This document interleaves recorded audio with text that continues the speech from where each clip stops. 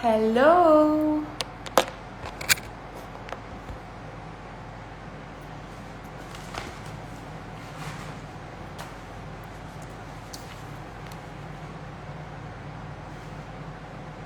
Hi.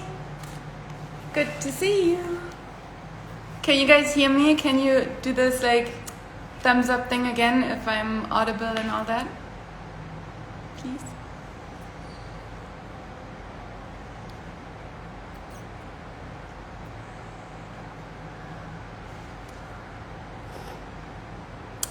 Can you guys give me a little thumbs up if you... Oh, great. Thank you, Ashrita. Or Aisha, whoever wrote it. Who knows?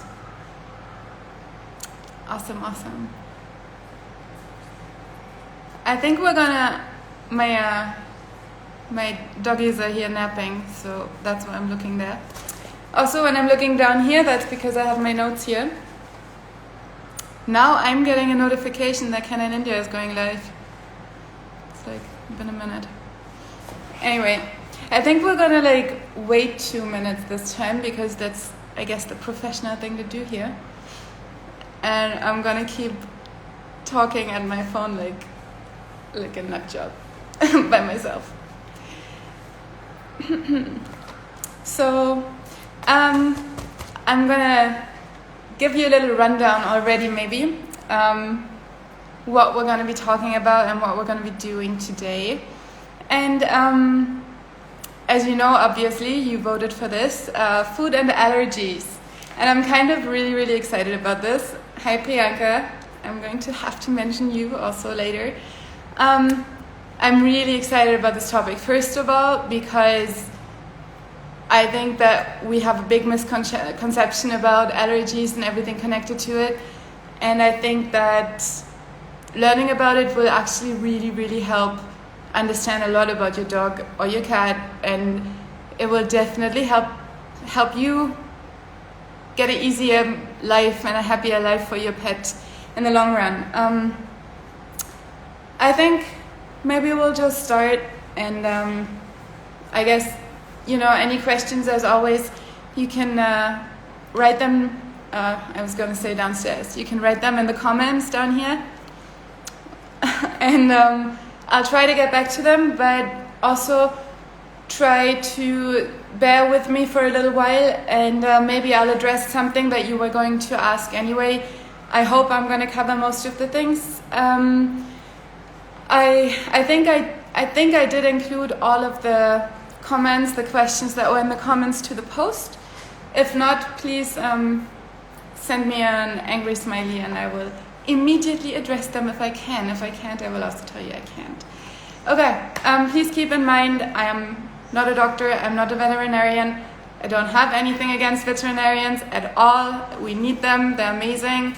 I didn't go to medical school at all. Everything I say is based on my knowledge about food and nutrition, and I don't have any issue with allopathic medicine, even if I do have a big issue with the pharma industry and how some medications are administered. And that is my disclaimer. So, what we're going to be speaking about today is allergies and food. And I'm going to focus on food issues as well as healing those with food. I will also be addressing in the bigger picture what allergies actually are. So even if it's an allergy to mites or to something else, I think that you'll be able to tackle it with food. So that's why I'm not going to be mentioning environmental allergies, separately or individually. We're going to try to find out what happens inside the pet's body when you say or you think or the vet diagnoses an allergy. Like, we're going to try to find out what is actually happening in the body, and then once we know that, we can, take it another step further and say, why is this happening that, results in this process that we ultimately call an allergy. Let's try to get to the very root of it, so that we can at the root kind of grab it and obliterate it and then have a healthy pet again. So starting just very basic, what is an allergy? I just went to the Oxford Dictionary and tried to get a definition, which, I'm quoting, is a damaging immune response by the body to a substance, especially a particular food, to which it has become hypersensitive. So that tells us what is happening. Like the body is not handling something that's coming in, that's in the body, in the process. It's attacking something that it's not supposed to attack. It's thinking that something is kind of an unwanted intruder that actually is a perfectly fine protein or nutrient that should be there and should not be attacked. But this is still not telling us why, right? It's just telling us like what is happening. There's an autoimmune response that shouldn't be there. Okay, that's, can be diagnosed as an allergy. So usually allopathic medicine will stop here. This is as much as they have to know. There is a response to a certain, protein or a certain thing, and this is where medication comes in. Even in the Merck Veterinary Manual, which is like a standard kind of, book, there's another quote I wanted to say, which is, allergy testing cannot diagnose allergies, but it can be used to identify the offending allergens and to formulate a specific immunotherapy treatment program, which basically means the testing that you do figures out, yep, there's a reaction to something here.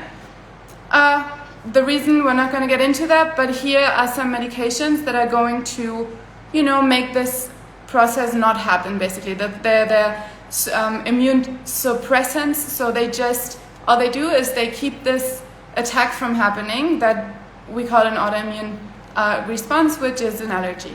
So that's kind of like, I was thinking, it's a little bit like, say you have a water filter and it wasn't cleaned, and that was like really bad water. And then, it gets clogged and like your water is dirty and your water is gross, and you're like, let's fix that. This is an issue. The water is gross, which I'm comparing to kind of like the kidneys and the liver in the dog or in the cat trying to filter out the bloodstream. And it's just clogging up. It's just, there's too much chemical waste. There's too many, there's from medication and from starches and from kibble and whatnot. You have all these things that the kidney and the liver are supposed to kind of flush out, but it's not happening. And then you go in, and instead of like taking out like the reason why the filter is clogging, maybe cleaning the filter, detoxing the filter, and then like looking at the root cause, like why is the water so bad that's coming in? Get cleaner water, get like fish that clean the water, something like, do something natural, and then let it go through a newly cleaned and detoxed filter, and you have good water again. But instead, what happens when you give medication would equal to saying like, oh, your water filter is dirty, so let's add more chemicals to the water before you drink it, and then you won't taste the dirt or something. It's like, it's masking the issue, but it's not taking away the root cause when you give allergy medications, which, usually are antibiotics or steroids or antihistamines, and it's just not helping. It's just masking the issue, which is why you'll never be able to stop giving these medications, and the moment you do, issues will flare up because they're still there. The reason is still there, whatever the reason was for this allergy, it's still there when you give anti-allergy medication. There's also an issue with the hypoallergenic kibble that I have. I will get into that a little bit later. Coming back to the very thing, allergies are, we now I think established, allergies are an autoimmune response that makes the body attack tissue or cells in the bloodstream in the body that it is not supposed to attack.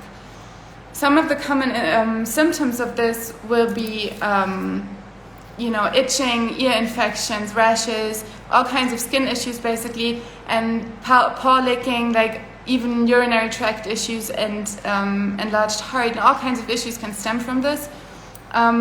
Basically, what all of them have in common is another very, very big, important thing, and that's inflammation.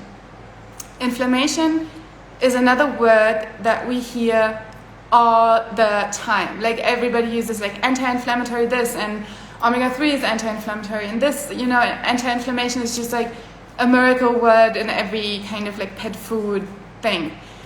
but I kind of feel like often we're not really all on the same page, like what inflammation is. So I wanted to just kind of sort that out. And before we get into more of the negative effects of inflammation, I just want to state that inflammation itself is not a bad thing. Like, inflammation is an important part of your dog's immune response.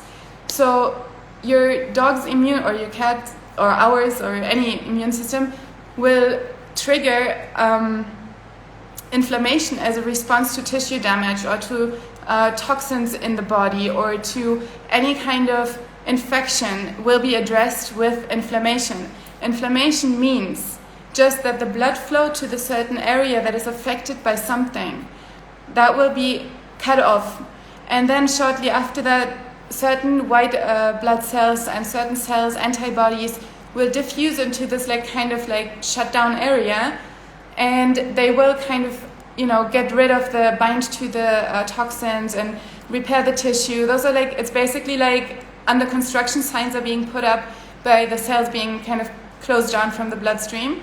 Then the workers come in and they start working, which is, antibodies and white blood cells.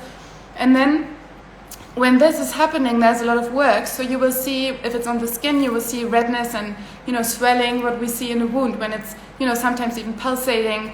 There's just work going on, like heavy work. They're cleaning up everything. So that's what happens. And then after that, after this process is done, then fibroblast cells will be sent to the affected tissue, and then it will, repair the tissue, which in the skin would look like a scar. Like when this kind of process is done, you would see the scar coming up, and you would know kind of like the cycle is completed, the tissue is healing, and now only the skin will have to heal slower. So the issue that allergies also amount to is basically when inflammation is becoming chronic, when it's not going away, when the attacking of cells keeps happening even though there are no toxins or there is nothing wrong with them, but still inflammation, meaning, cell attack and cell repair and all that happens, which shouldn't. So that affects the immune system because it overworks itself and obviously is not getting nutrients, like it's not digesting the nutrients properly, it's basically attacking them. Again, this is where the medication comes in. Medication would just suppress this kind of this process of inflammation and this cycle of cell breakdown and repair. It would just be interrupted basically. But the reason, there has to be a reason that this happens, right? And that would not be addressed by allopathic medicine usually. So what you're doing when you're giving medication at this point is that you're kind of straining the renal system more, because obviously it has to deal with all the extra chemicals and the synthetic stuff that's medication ultimately is. And that often results in a vicious cycle. So you'll have to keep coming back to, fix side effects on the organs that the allergy or inflammation, anti-inflammatory medication had. And then, all kinds of issues stem from that. And all kinds of, further down the road issues happen, like dermatitis or leaky gut or urinary tract infections. All of those are just a consequence of this like misled immune response, which is responding like for what reason we have to figure out so that we can make this reason go away, so that the body can, pick up work again and like stop attacking itself and just clean up the mess and then be a healthy, cat or a healthy dog again without medication. So again, I'm of the opinion that no allergy is permanent, which also I'll be talking about a little later. But whatever it is, I think all these issues can only be figured out with food, as you might have realized by now. This is like, for once, like, to me it's logical. Like, I've never seen nature design something in like a way where you're like, oh, that was a mistake and that you should have done better. Like, that never happens. Nature is kind of perfect. So why, like, I've never also seen a tiger run around and be like, oh, I can't have antelope because, like, I'm totally allergic to antelope liver, but I can do mackerel, but I cannot do anchovy today. Like, that is not a conversation I see a tiger having, or like a frog that says, oh no, I'm allergic to mosquitoes, like I stick to flies. Like that, it's not a concept that kind of makes sense to animals. And so I'm pretty sure that everything can be fixed with the diet. And the reason that the diet is, like, again, so important in all these issues like inflammation, autoimmune diseases, kidney and liver and whatnot, the dogs or the cats also digestive system make 80 to 90% of the immune system. If your pet's digestive system is really healthy, then it's almost sure that they will never have a severe issue, basically, because a healthy gut just makes for a healthy animal. So what happens when you feed a poor diet, or there's a lot of starches, or there's a lot of medication, toxins, whatever stuff, you know, comes with highly processed foods and lots of antibiotics or something, it will destroy the flora in the gut. Like, it will destroy the acidic pH that the gut has to have. It will ultimately, through feeding yeast, it will make, you know, inflammation in the gut again. And in the gut, inflammation means that the stomach lining, like the intestinal walls, they swell, and by that they become leaky. So that means what's supposed to be in the stomach diffuses out and then goes into the bloodstream, and then that is again another huge strain on the renal system, as well as obviously, you know, will cause inflammation, because now there are things in the bloodstream that are not supposed to be there, and that again has to be fixed by the rest of the body. So another very important thing why medication is really, really harmful to our animals is that there's a very important part of your dog's digestive system, and your cat's, sorry, that is called the microbiome. And that is basically a name for all of the microorganisms that live inside our pets' bodies, which obviously are a lot, and most of them are in the digestive system, because obviously that's the most work. And the beneficial bacteria that, you know, they have lots of benefits. Like, they have the ability to produce vitamins, they can bind to toxins and all that, and can flush them out and kind of get them out of the digestive system. They can omit chemicals that actually kill pathogens and viruses and salmonella. Ultimately, this healthy microbiome, these healthy beneficial bacteria, they'll destroy anything that's bad for your dog right in the gut. That's why a dog can, you know, eat poop, or eat raw anything, or even could eat, like, if you gave them like a spoonful of salmonella, they should be able to be like, yum, good, nice, nothing happens. Because with a healthy microbiome, the beneficial bacteria will do the work. Like, they can actually attack and kill these viruses and the bad bacteria if the microbiome is healthy itself, and if it's fed well, like through the dog's food or the cat's food, that's when it's strong, and that's when it can do all these things. And also, just pragmatically, logically, if you have a lot of beneficial bacteria in the stomach and the gut, then there's better, like, if they outnumber the harmful bacteria, then they're just going to starve them out by, you know, taking the food away just because they're more. You know, so it's very important to, especially when you give medication like antibiotics, to add probiotics to the food of the pet, because, you know, you're trying to repopulate those good bacteria into the stomach so that they can go to work again, and you just try to feed them little bacteria well, and then your pet will be well. So that's just a little thing about the influence of one of the many impacts of medication on the gut. And will this be recorded? Well, I'll try. Like, I'm gonna try to end this at like under an hour, and then I will try to work my Insta magic and save it. I hope I can. But yeah, I think I'll do that. Sorry, that was a very long answer. So where were we? I need to look at my cheat sheets.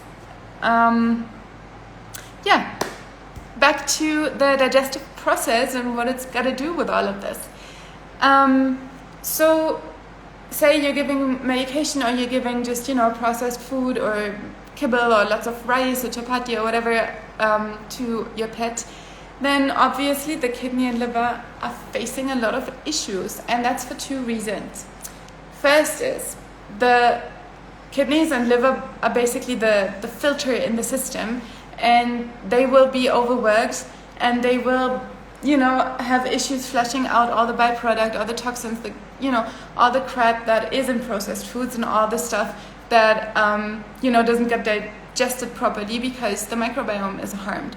So always, like, the work's got to happen at some point. So if you harm the gut, then somebody else has got to do more work, and then they get overworked. And the reason that particularly kidneys and liver are like poor fellas in many cases, that when they are overworked, which results obviously in higher creatinine levels and stuff, also in inflammation in a different way that I will speak about in a second. So often when there are kidney or liver issues, people will be advised to feed less protein, because protein, meat contains some of the things that you find too high in your pet's bloodstream. But the thing is that, high protein means that the tubes in the kidneys and in the liver will start working again. Dogs and cats, like not herbivores, but dogs and cats' renal systems, they need high proteins to work more. So like the more high protein, the more they can do. So, and furthermore, the nutrients that are in the food, if they're, bioavailable and fed in a pure way, then they can bind to other proteins and other parts and other enzymes in the bloodstream, which means they will, then be flushed out. Like, it's feeding less protein does not help renal issues at all. And again, the thing with renal issues, which can happen from processed foods and from medication and all these things, the problem is when the kidney and liver have an issue and they are overworked and they are not getting the food that they need to, keep working hard, that's when other organs will try to jump in and pick up the slack, because again, somebody's got to do the work, otherwise the system breaks down. So the skin, as the biggest organ, will try to jump in and will try to do the work that the other organs could not complete, and that again will look like rashes often, because obviously the skin is trying to push out toxins, and that results in itches and then ear infections and all kinds of things that you would think, oh my god, my pet is doing worse, but it's just an issue of inflammation in the kidneys and liver. And then when you go ahead and you get steroids or you get some sort of medication to get this, whatever it's called, allergy or atopic dermatitis or just a yeast infection, whatever they want to call it, they give you medication, and then the infection goes away, but only because you disable the inflammatory response in this area. But still, the organs are still failing, they're still doing bad, and with giving more medication, you'll strain them more. And then stuff like hypoallergenic food, which is also making it worse, that is just, not doing the trick. It's just gonna make the pet kind of a drug addict and not get out of the cycle, because it'll get worse. So in any case, I think it shouldn't be the case that a medication is to be given for the rest of a dog's life. And especially, I often talk to people and they tell me my dog is, 2-3 months old and it's already on antibiotics or steroids. And I'm like, that's not, how can that be necessary? There has to be a different way at that age, So anyway, I usually do think there is another way. And in general, I would say, bravely state there are no allergies in dogs or cats. There is just inflammation as a reaction to something wrong in the diet or something wrong with what the animal has or is eating or ingesting whatever it is, or in the environment, if there's, you know, lots of chemicals in the environment, that might also be a reason. But ultimately, it's an inflammatory autoimmune response, and it is not something set. It is something that can be tackled and healed with food. So I do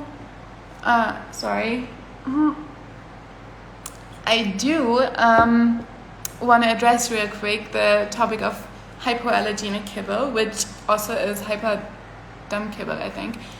Because, again, like most of these prescription kibbles and whatnot, they still contain so much starch, which again, like, feeds the yeast in the body, and again makes for inflammation. Like, that is not a good idea. The diet should not have starches if there's inflammation already. Like, it should just not be there. And then also, the hypoallergenic kibble usually says hydrolyzed protein. Hydrolyzed protein is basically just like heavily treated, like with chemicals, heavily treated protein, so that the protein disintegrates into its part, like the amino acids and the peptides that the protein is made out of, so that the body of the dog or the cat cannot recognize the protein and thus doesn't react. So it doesn't, change anything about the allergy that is supposedly there. It just kind of tricks the body of the pet not to know that there is this thing that it usually reacts to. But the process of hydrolyzing the food or the protein sets free glutamic acid, which is not great. Like, that is that's a chemical that can actually damage brain cells if given for a long time. And furthermore, like, usually still, even in the hypoallergenic kibbles, if you look at the first ingredient on the label, it rarely is the protein. It's usually potatoes or some other not so perfect stuff for that condition. So, and I'm kind of not so much for kibble, as you might have realized.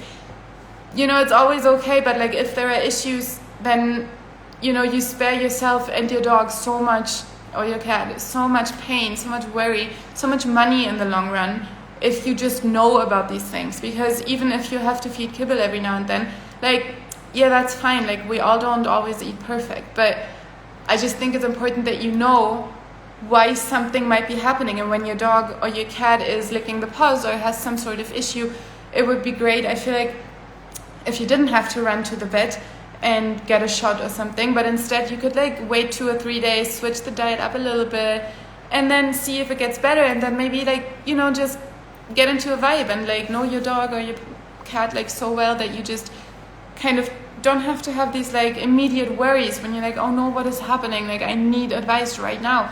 Maybe you'll be able to give that advice to yourself once you understand the whole process, and that's what I'm going for here a little bit.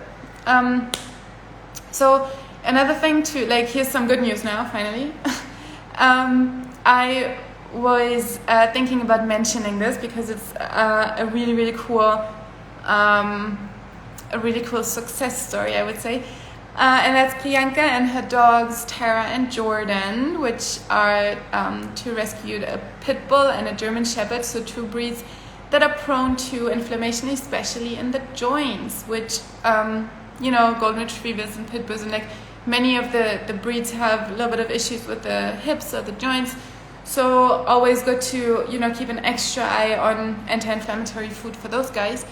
But anyway, Priyanka had, contacted me, and she was a little bit sad about her dog's limp, like especially about Jordan's limping, and Tara had huge bad skin issues all the time, and it was kind of frustrating because diet changes wouldn't help, she thought, because and this is one other thing I would like to address and squeeze in here without confusing you.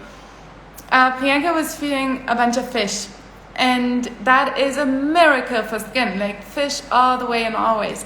But the thing is that if you have a pet that has a lot of skin issues already, and then you feed them fish, which is the best thing, then the body of the pet will be, kind of so excited to use all of this good stuff that it will result in, push all the toxins out, go and detox, go get it out, let's use this fish up, and that will maybe result in rashes and itches and all kinds of things.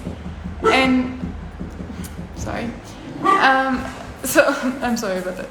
So like you will think, oh, this is bad, like my dog is even more allergic to fish or something, but it's just a detoxing process, which sometimes can be quite hard to bear because it can last a while.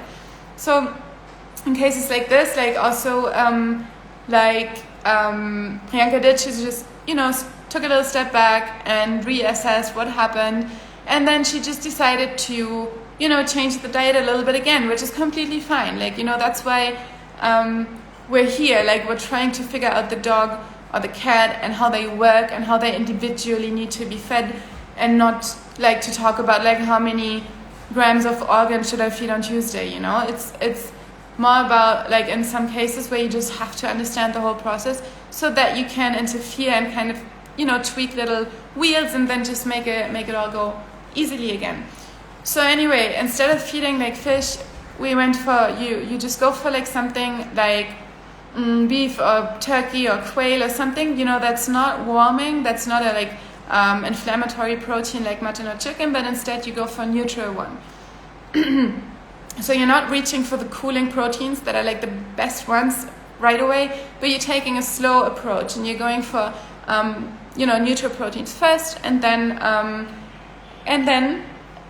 you work your way to fish once the organs are already working better because they got more high protein and stuff, and then you go to fish, and then the reactions won't be so much. But like anyway, even through all this, like for Priyanka, it was 2 dogs at the same time that she was dealing with and that she was transitioning. And it turned out that Tara had a lot harder time, and Tara, as well as Jordan, had certified lab reports that they are highly allergic to chicken and to pumpkin and to this and to that, and all those like really red bars on the reports that make you go like, oh my god, no. So Priyanka just kind of kept her cool and just kept feeding and just kept trying, and things got better, and then they got worse, and then they got better again, and then Jordan didn't limp anymore and could jump all of a sudden again, and then it was easier to kind of see Tara struggle because Jordan had already made so much progress with the same kind of attitude. So Priyanka just stuck it through, and Jordan at this point, who was extremely allergic to chicken apparently, now is eating chicken and still he's jumping around and there are no reactions. And for Tara it's taking a bit longer, it's taken a very long time actually. But Tara is getting better, like at her own pace. She's getting there, and she's not being pressured, and there's like some trial and error, but after all, I'm sure that like there will be that one WhatsApp with a picture of Tara eating a raw chicken wing, and I'll just reply with one of Priyanka's first messages about how to go away from kibble, and please don't even start on raw, like that's way too much, don't do that to me. And then, fast forward to jumping Jordan and happy dogs, and all of a sudden nothing was gross anymore. So like that's one of the things I also have to say, whatever you decide to do, like if you start slowly and comfortably at your own pace, and not kind of try to copy the Instagram bowl that you saw like from one day to the other, but instead like just try what you're comfortable with, like do a little something, figure out your own way, learn with your pet, and then you'll get there. Like there's no point in pressuring yourself or trying to do something too quickly. You got to feel good about it to give your puppy or your kitten a good vibe and a happy vibe. So like how do you figure out what your dog is reacting to? I'm going to like stop saying the word allergy now, because I feel like I conveniently, without you being able to interrupt me, I just made my point that allergies are not real, they're just a big hoax. So that's just what I'm going to stick with and try to brainwash you like the former president of the United States would. I just keep repeating it. There are no allergies in dogs or cats. You can heal them with food. Okay, so how do you figure out what your pet is actually reacting to and why this response is all happening? One, just kind of figure out what are inflammatory foods and what are you feeding. Kind of just assess, like write down what's the puppy or what's the cat eating, and look at the ingredients and just see like what does this do. Like, okay, I gave her 2 chapati and some curd in the morning, and she's been itching. Then maybe like check out, like dogs are not really supposed to eat dairy products because they don't have the digestive enzymes to break down the lactose. So maybe that's a reason, you don't need to go to the vet for the itch. Maybe you just try without the curd, and maybe you take, if you have access to the something fermented, which gives great probiotics to the dog. Give them some kefir or some raw goat milk or something. Try to switch some things up that you can. If you see them reacting to chicken egg, maybe get a duck egg. Or if you feed a lot of kibble, then try to bring yourself to find another way to feed them. Maybe do pumpkin mash, and maybe you can bring yourself to do some fish or bone broth. Try to like find certain things, because like if you're not willing to make any changes and you're not able to do like anything beyond kibble, then like this might sound a little bit harsh, but then you're pretty sure to end up having allergies and urinary tract issues and kidney issues and cancer ultimately. I'm like, this sounds like such fear mongering, but it's painful to see, like, and it happens. It would really do your pets well to find some way to introduce a little bit of actual real food into the diet. UTI diet, just as any other like anti-inflammatory foods, you need high protein, you need to support the kidneys, you need to cut all starches and grains from the diet. Anything processed should go away, because the kidneys are obviously not able to keep up the work. What you need to do is give the kidneys the nutrients they need to pick up the work, and then you need to give them the right nutrients. Like, I would say obviously fish, because fish is awesome. Do liver as well, like feed organs, like vitamin rich stuff.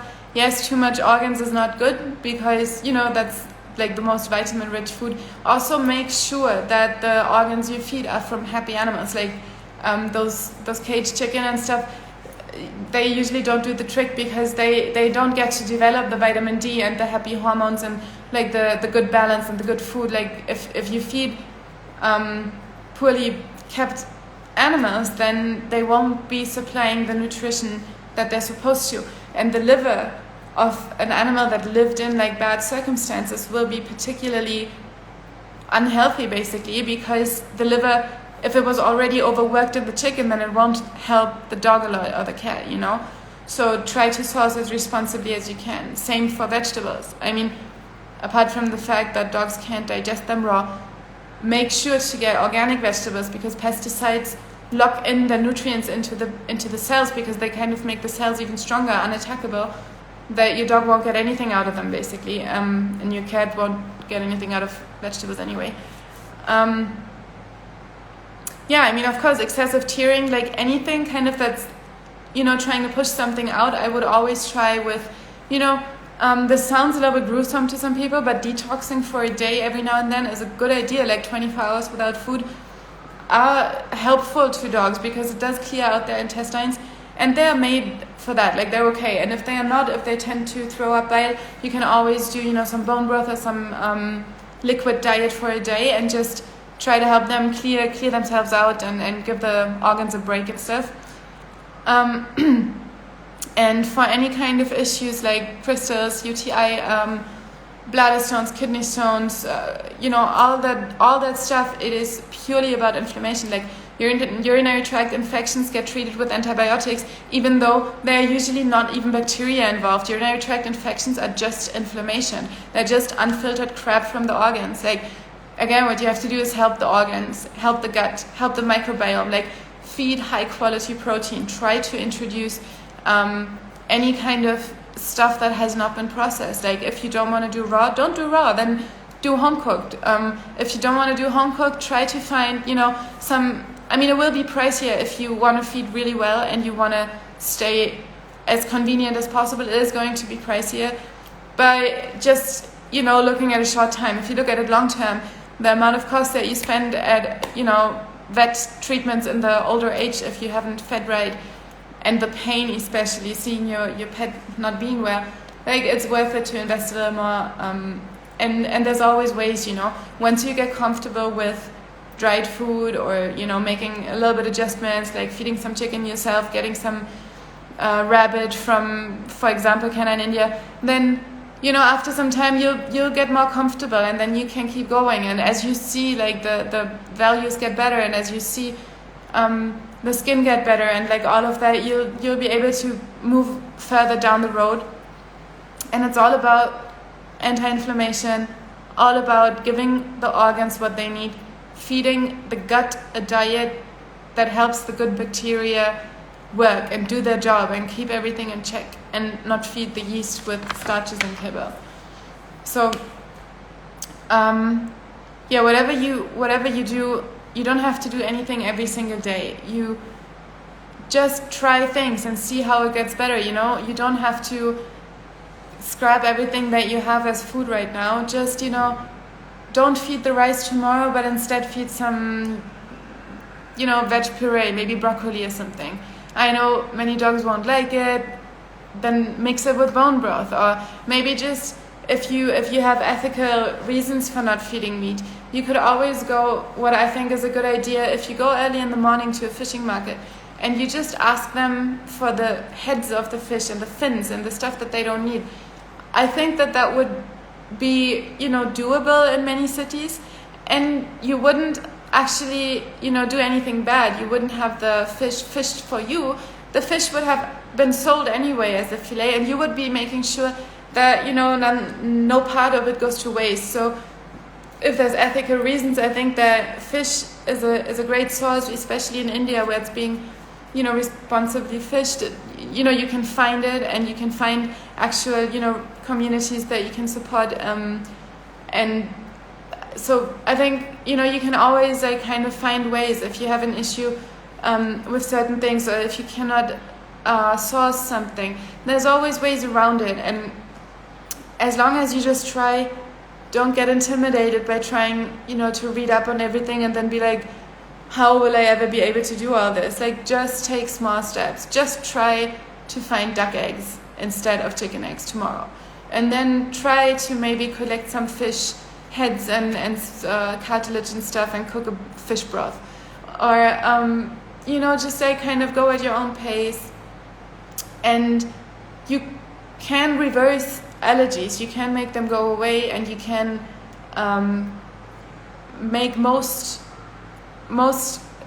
things, most issues can just be reversed with clearing the body out. Like, dogs and cats are very resilient also. How to cook the fish head? You could just dump a bunch of fish heads, fish, whatever.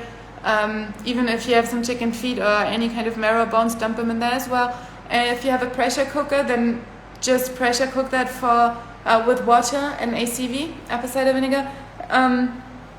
Cook it for as long as you can, strain the bones and everything out, ladle the fat off, and then what you got is your own broth. You can add herbs to that, or ginger, garlic or anything, and you can then, I like to, freeze it in ice cube trays, and then once it's solid frozen, you can just take those little ice cubes, put them in a pouch, and you got yourself some icicles or some brothsicles or whatever you want to call it. Wait, let me go back. Grain-free diet. Well, yeah, a grain-free diet is recommended because I recommend a pure raw meat diet.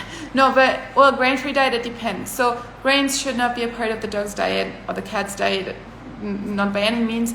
So, yes, grain-free is good, but it depends on what you replace it with. Like, there has been some research recently, I think 3 years ago or something, where they looked at the grain-free kibble, and there's better and worse ones, but they all need fillers because meat is just expensive. Like, it's an expensive resource, it's expensive to handle, it's difficult to handle, so obviously there need to be some cheap fillers for kibble, otherwise you can make that price happen. So what they use for the grain-free is usually potatoes, peas, sweet potatoes, or they use legumes like like lentils or stuff like that. And there have been some, I forgot what it's called, but there has been some chemicals found in legumes that, like also in peanuts by the way, that contribute to heart disease and even to some neurological diseases. Like if your dog has seizures, for example, then grain-free diet, like grain-free kibble is even worse than normal kibble, for example. So like it's difficult to say, but if you feed a diet like a home-cooked one and you're asking whether you should or should not add oats and rice and whatnot, then I would say definitely don't. If you want like a filler kind of, then I would always go for like a mixed veggie puree or something. Always puree the veggies or process them, because dogs and cats obviously cannot digest raw vegetables. Like they'll just come out the same way they went in, because dogs and neither cats have amylase, this digestive enzyme that breaks down plant matter. So dogs and cats can't get anything out of fresh vegetables. But if you process them, chop them up, grind them, mince them, do what you gotta do, then it's good. Ear itches, same thing. It is like what I said. Usually itches are connected to inflammation. Usually it is the skin trying to push out toxins that kidney and liver did not. Ear itches, any kind of itches, paw licking, whatever it is, anti-inflammatory food, high protein, no starch, no kibble, no hypoallergenic crap kibble. Like, don't do it. Well, people advise against a lot of things. So somebody is asking about garlic and ginger, and that the vet has advised against that. I'm not trying to smack talk anybody, but I know that, in the veterinarian curriculum, nutrition is not a major thing. Like, it doesn't happen really. So many colleges are funded by, pedigree and whatnot. So there is a focus on treating things with medication instead of natural stuff. And if you give your dogs or your cats dewormers and flea treatments, you'll have to come back to them, because the gut flora, the microbiome is destroyed, and they're going to be weak, and they're going to, be open for parasites. Whereas if you feed them healthy and the microbiome is working, then the parasites will be annihilated immediately. And for example, pumpkin seeds, they contain an enzyme that paralyzes worms and parasites, so they deworm naturally. Whereas if you give a tablet that always that goes on the neurology, like on the neurosystem of those parasites, but also at the one of the animal that is taking it, like the cat or the dog, and that's crazy. So garlic, there was a study like a while ago that most people refer to, because I've never seen another one done, because it's not true. There was a study where they fed the dogs a diet of up to 70% garlic. Yeah, obviously that's toxic. If I ate 70% garlic on my diet, it would also be toxic. A little bit of garlic makes ticks disappear. I promise. And like, don't be afraid. Like, if you're not afraid of giving a little pill, then don't be afraid of giving a little piece of garlic. Like, that garlic is definitely not gonna cause any harm. It's just gonna help. Do it for like a week or something. It'll be great. Ginger in small amounts is great for the stomach. Pumpkin seeds as dewormer. What I do is I take a whole pumpkin. I don't peel it. I don't do nothing. I just chop it in half. I dump it in the pressure cooker. After 20 minutes or something, I puree it with the immersion blender.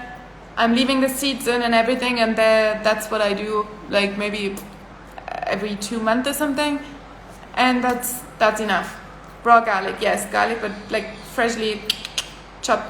The pumpkin seeds, if you want to do it as like a topical treatment, I would actually grind them into a paste or into a like crumble or something, and then just feed about for muffin maybe about a little bit more than a teaspoon a day for like 2 weeks, and that should be good enough. Because you never need to do those things all the time, because you just have to help the body kind of wake up and do its thing, but you don't need to constantly do these supplements.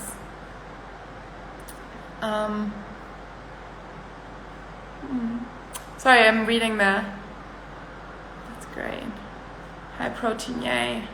Okay, I think floor cleaners. Yeah, that's a good point. Actually, any kind of artificial stuff around, like whether it's air fresheners or whether it's candles or floor cleaners or laundry detergents or something. Thank you, Priyanka.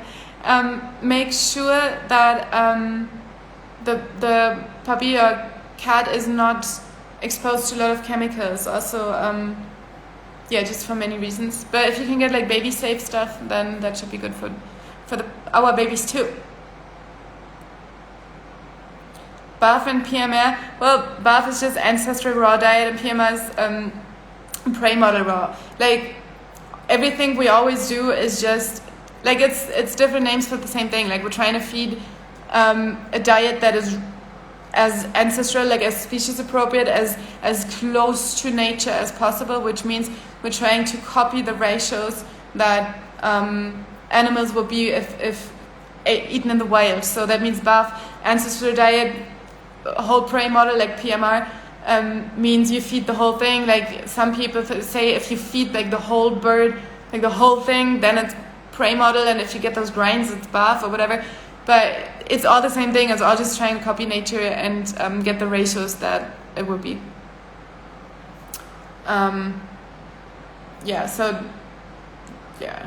Pumpkin quinoa. Well,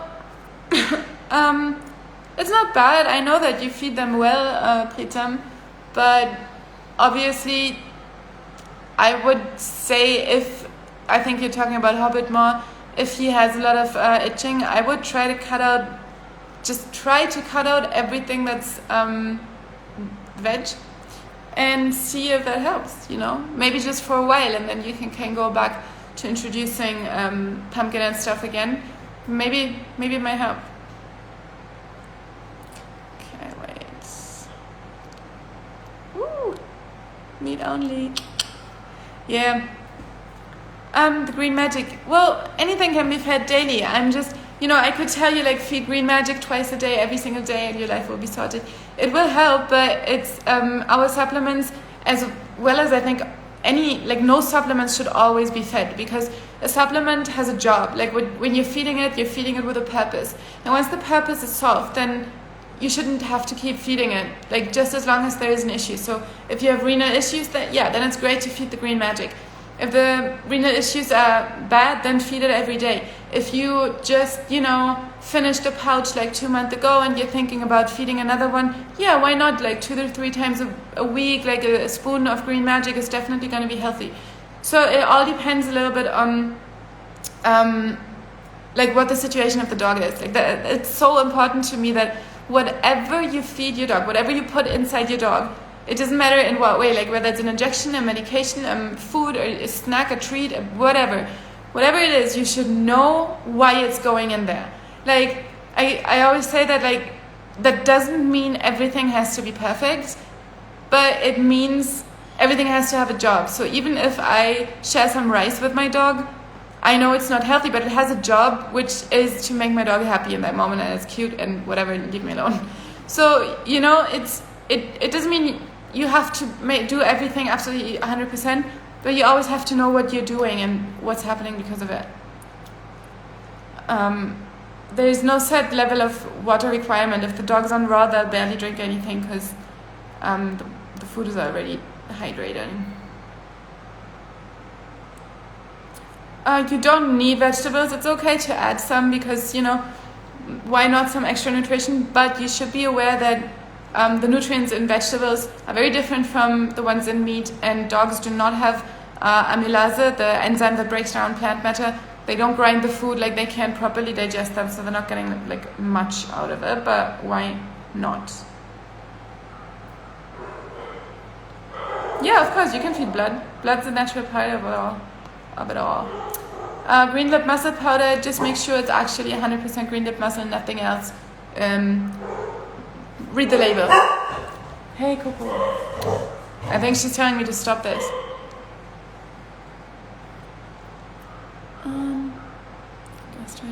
Well, it depends on how much you fed and what other stuff you have been feeding, but decrease it or stop it for a while and see if everything gets better, and then contact us and we'll figure out how and why and what's happening. I'm sorry, I think I have to cut this off now so that I don't so that this doesn't get deleted, right? One inconvenient questions, and my time is up, I have to go. Sorry about that, but please do contact me if you have any issues with anything from Canada and India. Of course, we want to hear it and we want to learn, and we want to also help you learn how to deal with everything. And if we make a mistake, we usually try to admit it. You don't have to hydrate any treats. Just make sure that they do have enough fresh water around. And if you do want to animate them to drink more, of course it makes sense to kind of make like a soupy thing with dehydrated treats or something to motivate them to drink. Now I'm gonna go. I'm just gonna press the little X, and then I'm gonna hope there's an option saying save this. Wish me luck. Bye bye. Thank you guys for being here.